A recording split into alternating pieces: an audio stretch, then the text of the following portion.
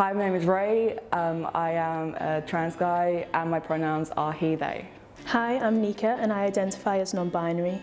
Binding is a technique which is used to essentially reduce the appearance of someone's chest, typically a trans masculine person. It's not essential for trans people to do this, and some trans people don't want to do it. I'd say I've been kind of trying to intentionally flatten my chest or wearing clothes which present me in a more masculine way for maybe 4 or 5 years now. It was kind of a slow process, first experimenting with clothes and then more seeing what binders would work and what wouldn't work for me. I'll show you now what my binder looks like.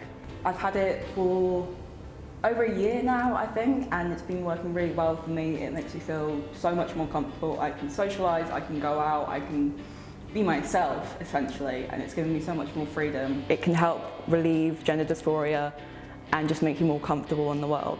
So here's how to bind safely. We've got some recommendations from the LGBT Foundation. Check where you're buying your binder from. The LGBT Foundation recommends GC2B or Spectrum Outfitters, but just don't buy it from eBay or Amazon because I will find you and I will buy you a better binder. And make sure that you follow the guidelines in terms of measurements so that it fits you properly. Listen to your body. If it's hurting or your ribs are hurting and you can't breathe properly, you need to take it off. I know dysphoria sucks, but your safety and your well-being is more important. Do take a break if you need to, and if it's hot in the summer, make sure you're keeping hydrated and drinking enough water. If you experience pain while binding, make sure you speak to a professional like your GP or a nurse.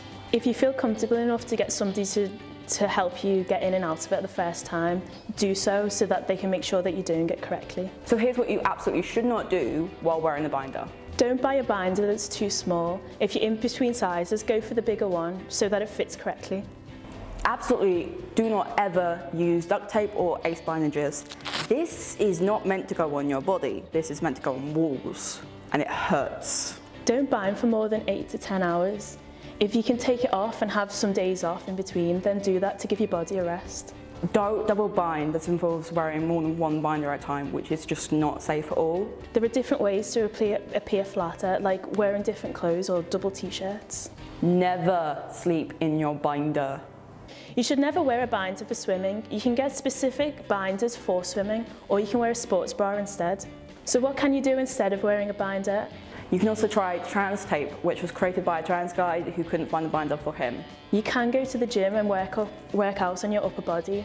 I did that last year.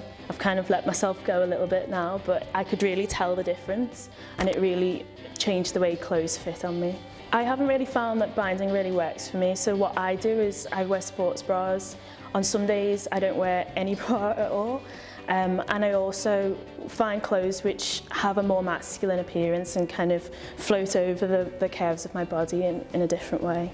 It's important to remember that binding is a personal choice. It's not something that everyone wants to do and that everyone should do.